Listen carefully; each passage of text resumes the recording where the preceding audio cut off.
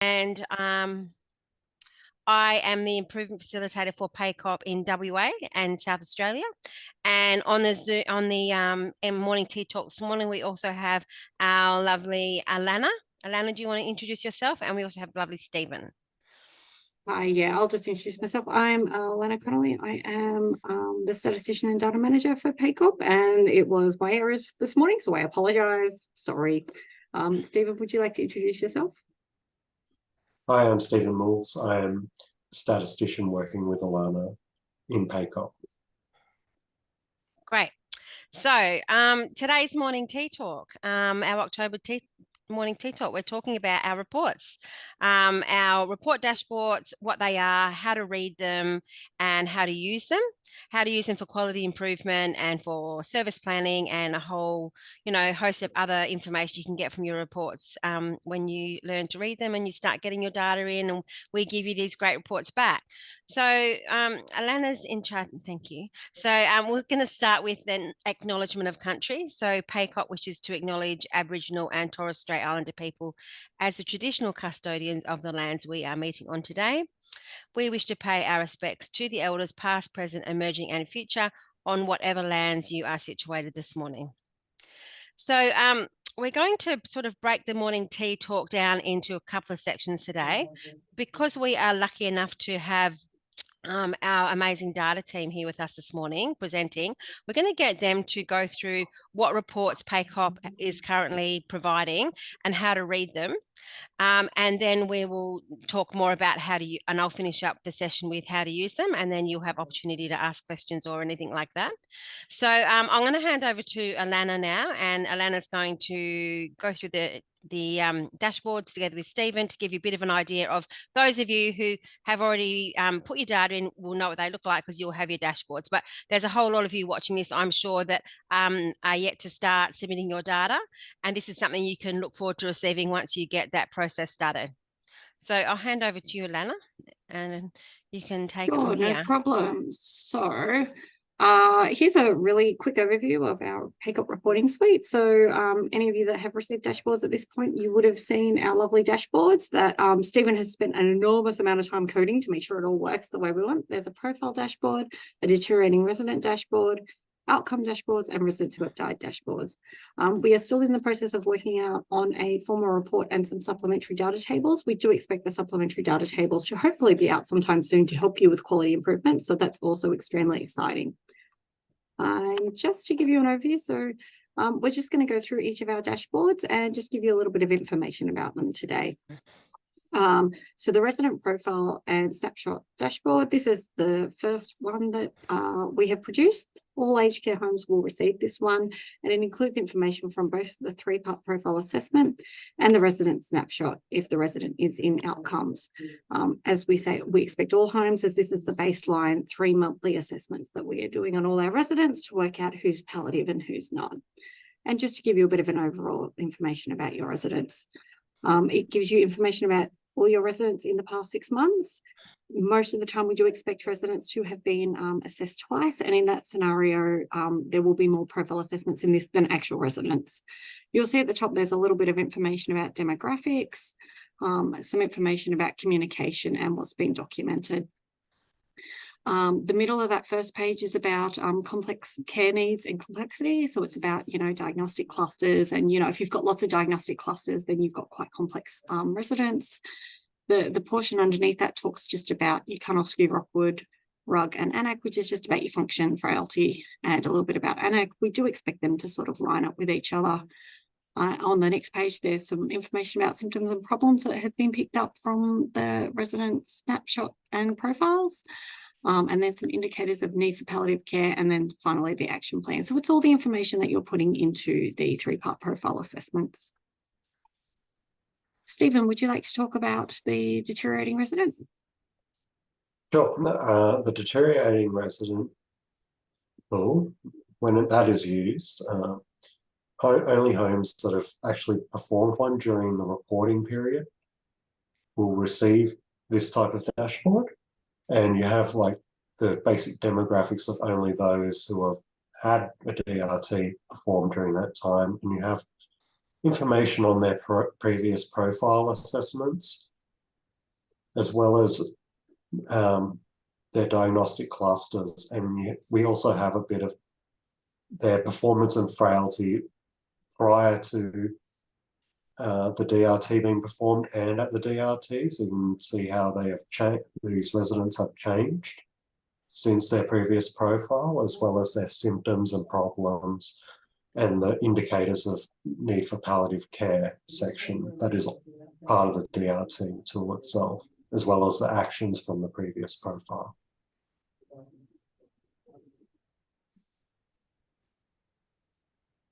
So I'll just jump in here and say, for those of you that are already doing PACOP, you'll see that the outcomes colors correspond to the forms. So our profile forms, our 3-part profile assessment forms are purple. And so our dashboard for profile is corresponding in purple. The deteriorating resident tool is the green, and our dashboard corresponds with that. And the outcomes is orange. The outcomes forms are all orange, corresponds with that. Small thing, but it actually makes it a lot simpler to, when you get your report, to go, okay, yeah, this is where this fits, because you're already familiar with the colors on the forms. Yeah, that's right. We love color coding and making sure everything's the same color, just to make everything a little bit easier for everyone to understand. It's the little things some days. Yeah, very important. So I'm just going to talk a little bit more about the resident outcome dashboards. And again, by this point, you'll see that there's a theme going. They're all quite similar. We've tried to lay them out the information in similar ways so that you can translate from one report to the other, and you're not trying to look at different graphs or look at things differently. So this dashboard includes all outcome assessments. Only homes participating in the outcomes collection will receive this dashboard. And data has also been matched up with the nearest profile or snapshot to, the profile or DRT to enter the outcomes collection. And sometimes we have included snapshot information as well.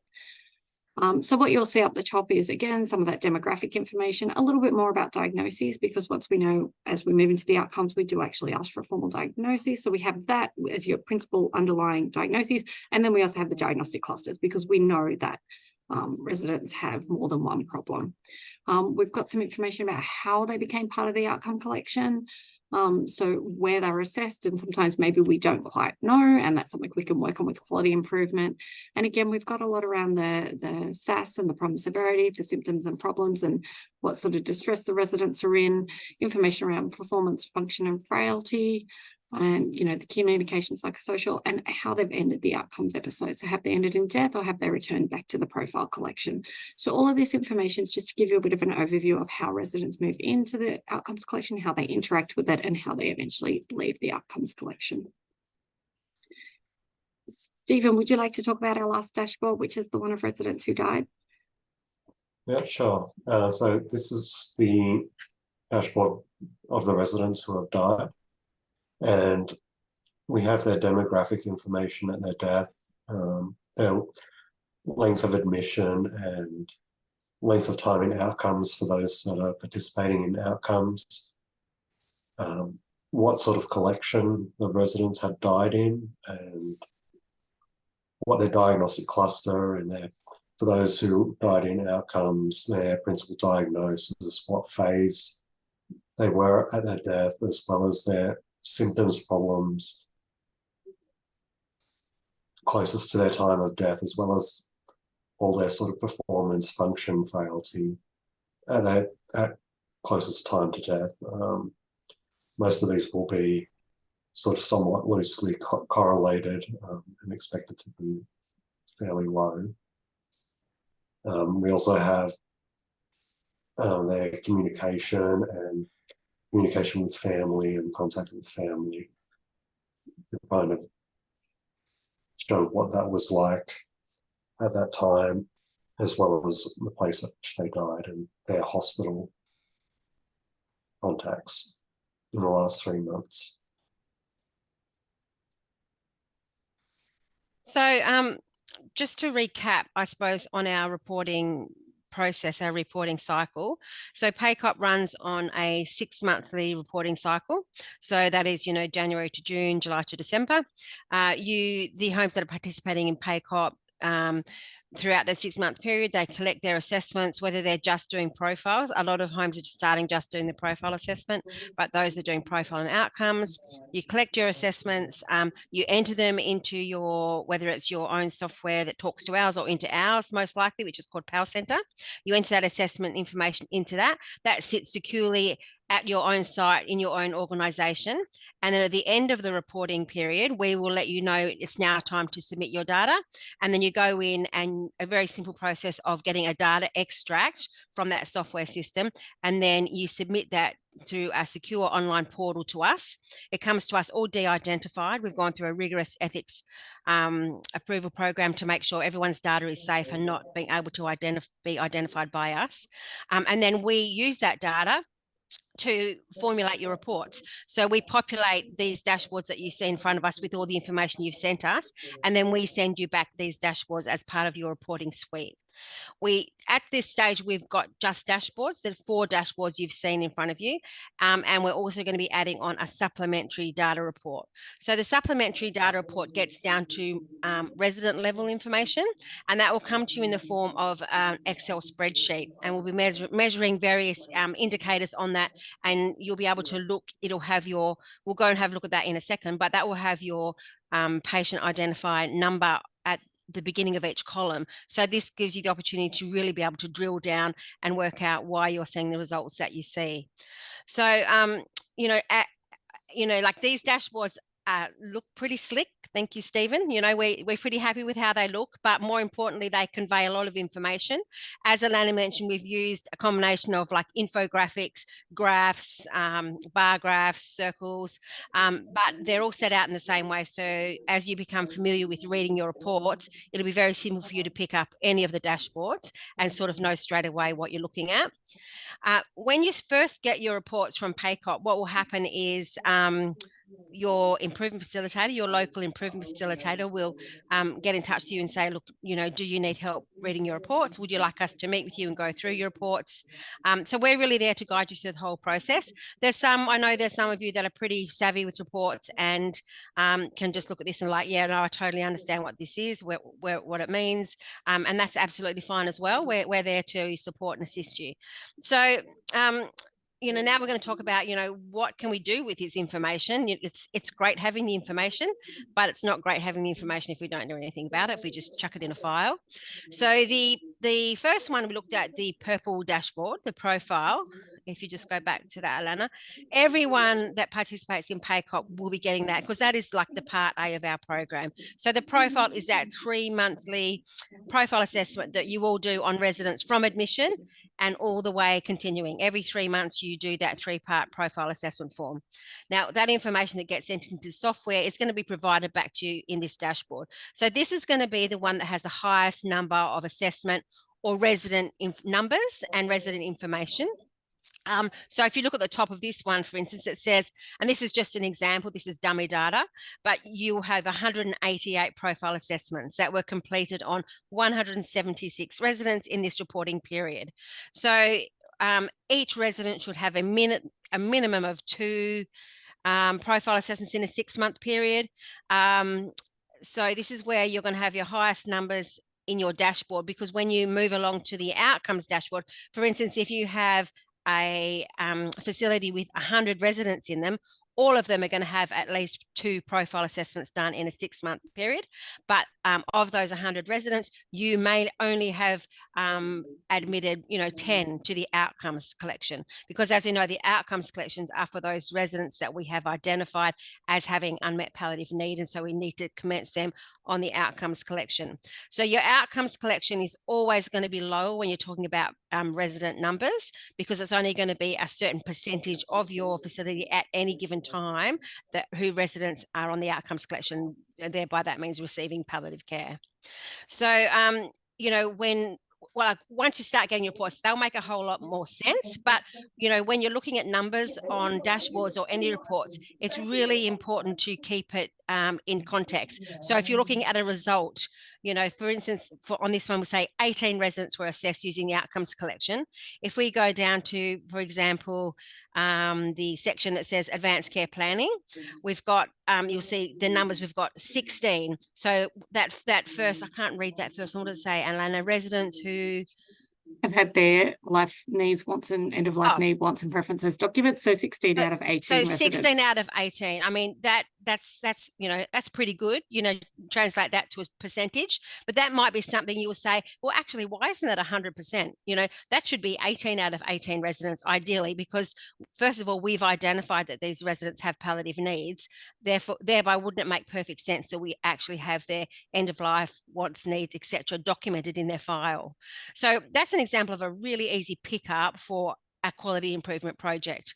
When we talk about using this for our data and reports for quality improvement, we always recommend that look at your results and pick one, you know, pick one area that you think, actually, why is those numbers so low? Or why, you know, shouldn't that be 100%? Or why has this happened? And look at your reports, your dashboard, and go, okay, for this next reporting period, we're going to concentrate on this.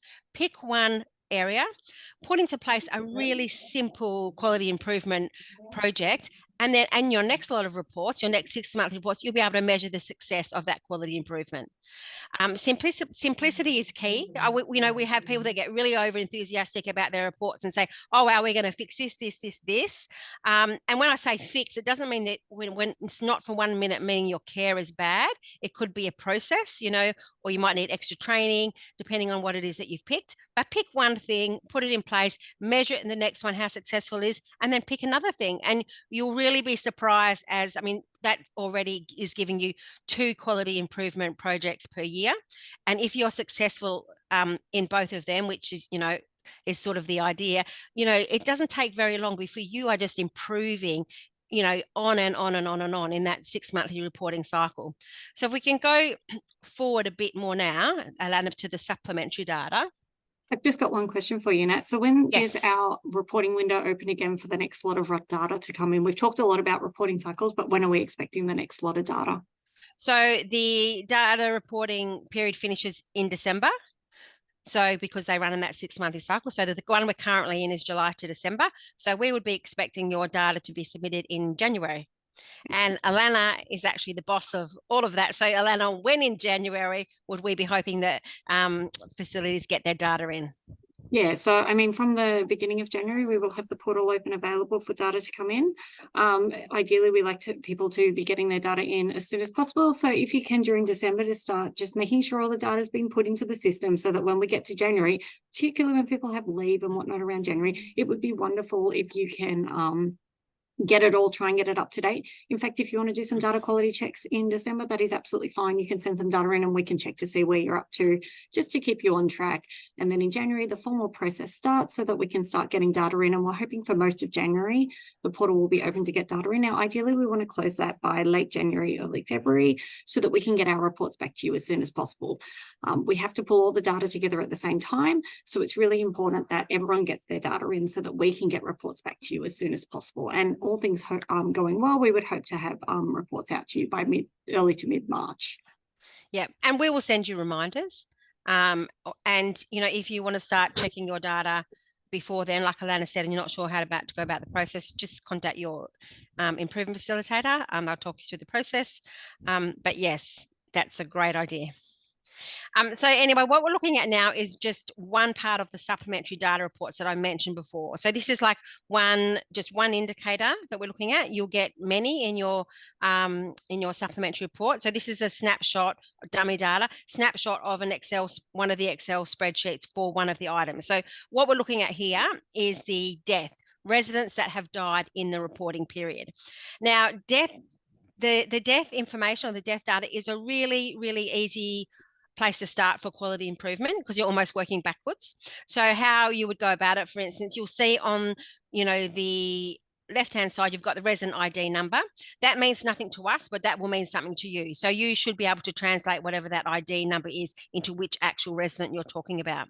So then you would go along and you would say, okay, now look, we've had, seven deaths in this period. And then you look at the collection type at time of death. So that's 1, 2, 3, 4 along. And it says outcomes, profile, outcomes, outcomes, outcomes, profile. So obviously this aged care home is participating in both profile and outcomes. Now you could look at that and you could say, okay, how did we miss? There's 2 residents there that died while they were still in the profile collection. Is there a reason that we hadn't identified that they had become palliative? Is there a reason they hadn't been admitted to the outcomes collection? So that's immediately one thing you could start looking at. You can actually go back and have a look at the patient number, go and pull that patient file out, have a look. I mean, there might be a perfectly good reason why they weren't, but then again, it might be, okay, well, we missed something. So what did we miss and how can we do that better? If you've identified your QI project for this reporting period is going to be, we want to concentrate on deaths. We want to get as many people as we can. We want to try to get 100% of people identified as being admitted to outcomes before they die, because outcomes means we are giving them that extra assessment, that extra all eyes on them, that daily monitoring of their symptoms and problems, which of course is going to result in the best care and the best outcomes for someone as they are dying. And then you look at the next one and it says, what phase were they at time of their death? So that is another thing you can look at. We only collect the phase, as you know, in the outcomes collection. So for those 2 that were in the profile collection when they died, they didn't have a phase allocated. But the other ones, so we had a terminal, a deteriorating, a terminal, and a deteriorating. I mean, once again, we're looking at really small numbers here. But looking at those numbers, 4 of the residents that died, of the 4 residents that died, 2 hadn't been allocated into the terminal phase, 2 were in deteriorating phase at time of death. So once again, keeping in context of your numbers, that's actually 50%. So 50% of your residents that died while they're in the outcomes collection were not in the terminal phase at time of death. Now, once again, this is a great opportunity for QI. You know, QI starts with a question. This is the question. Okay, this is the question. Why was that? You know, is there something we're not picking up on to make sure that we put someone in the terminal phase as they are entering the dying phase? Is this something that could have been avoided if we had been screening better or our processes were better? Or was this an unexpected death that we couldn't have done anything about, and they, you know, we wouldn't have been able to, even on auditing the problem and reading back through the file, we wouldn't have been able to get them into terminal phase because it was completely unexpected. But all this information that we give you is a starting point. It's a starting point for further investigation. And this is always a really good, easy one to start with, the death one, because it's great to look back and say, could have we done better? Should have they been in the terminal phase? And for instance, if you had a lot more numbers in this report and the percentage of deteriorating was far higher than terminal phase, it probably does indicate that your facility is, for whatever reason, has not allocated the correct phase, or are missing those active signs of dying and not allocating terminal phase when they should have. It might be as simple as the staff were thought that terminal phase, you know, there's a misunderstanding about terminal phase. They could think, oh, well, we only put them in on the day that they're dying. So it could just be revisiting the process. It might be a slight tweak to the process. It might be you getting in touch with your improvement facilitator and saying, look, we're really struggling with allocating terminal phase for whatever reason. Can you come and give us some more training on phase? So, and then if you go along, you'll just see it's got the length of the outcomes episode, how long they were in the outcome episode before they died, their scores for the AKPS and their Rockwood, the RUG ADL, and their ANAC. So that's one example of a QI project, but the same principles can be applied to any part of your reports. So you look at your reports, you start with a question, why is that so? You dig deeper, and then if it's something that, you know, can be fixed, you know, if it's a process or it's an education or it's a staff compliance issue even, you know, you go, okay, well, this is going to be our QI project for this 6 months. We're going to measure it the next 6 months. If you go to the next slide, Alana, this is just another example of one of the Excel spreadsheets you can get in the supplementary data. So this one measures any moderate to severe SAS score from any assessment tool. So when we say from any assessment tool, we're talking, it could be a SAS from the profile form. It could be one of the daily SAS tools that the care staff are collecting in the outcomes. It could be from the full outcomes assessment form that the nursing staff are doing. And we've put it all in here. Now, like, again, this is information, you know, it's up to you what you do with this information. But for example, with this information, you could look at this with the lens of, I really want to understand the people that have a really high distress score for pain. And, you know, is it something we can do so that we can be sort of more proactive in our care so that they don't get to that high level of distress? Or is it something that happened really suddenly and we couldn't fix once again? So if you look at this is just an interesting observation. This is where all your QI projects are going to start. If you look at the profile, the first one, it says profile, a SAS score of 8. And then you've got 2 outcomes, and the outcomes are 5 and a 5, and then a profile of 0, and then a profile of 10. Now, straight away, that tells you something. So while you have your residents on the outcomes collection, they're being monitored every day. They're being monitored every day for their SAS scores. So it's really easy to pick up change and any distress and get onto it straight away and put an intervention in place to address that, you know, whether that's charting more pain medication or whatever. But it's very interesting to see that on the outcomes, the SAS pain scores did not get up to that high level. And it could be due to that really frequent monitoring. Now, the 2 on the profile, you've got an 8 and a 10 distress for pain. You know, that would be a great thing to go, okay, why is that? Identify the patient, residents, go back, pull out the resident file, have a look. It might be, oh, well, they actually had a lot of PRN medication used, charted, but it wasn't being used for both cases. Perfect. That's another QI project. Okay, you know, we need to make sure that we're asking residents about pain, checking whether they have PRNs available, and then give it to them.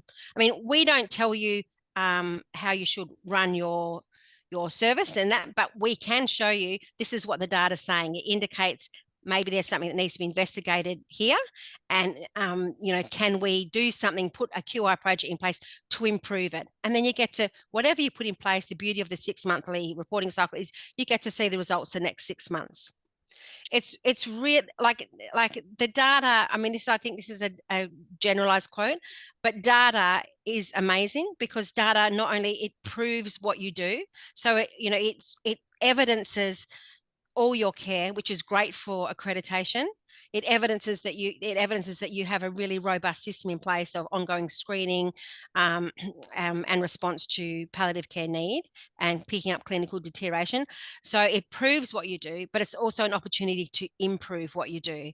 And that's really about what PACOP is all about, is driving that ongoing quality improvement, ongoing, so that we can just improve outcomes for residents and families for palliative care.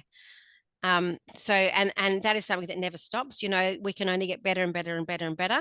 And like we all know, if it was our mum or our dad in residential aged care and we had a facility that was just striving to be better and better and better, more proactive, more responsive, like how thankful would we be? So I think we're at time, but we might have time for a couple of questions if anyone's got anything. Or Alana, do you want to add anything? Thank you for your insightful information as always, Nat. It's really lovely to hear you talk about quality improvement. I second that. Yes, I'm a data person, but the data is important. And the reason we collect it is so that we can help you guys improve care for your residents. And that's why we do what we do. And sometimes there is a disconnect between clinicians think, oh, data's data and clinical care is clinical care, but they actually are a match made in heaven. They're actually perfect. So, yeah. Anything from you, Stephen? Oh, I've got nothing further to add. All right. Well, I think we're out of time. So I think we can send you out the link, and this will be up on our YouTube channel, PACOP YouTube channel, if anyone wants to rewatch it or send it on to anyone else. Thanks for watching. Thanks for coming. And we're really excited for you to all get on board with data and reports.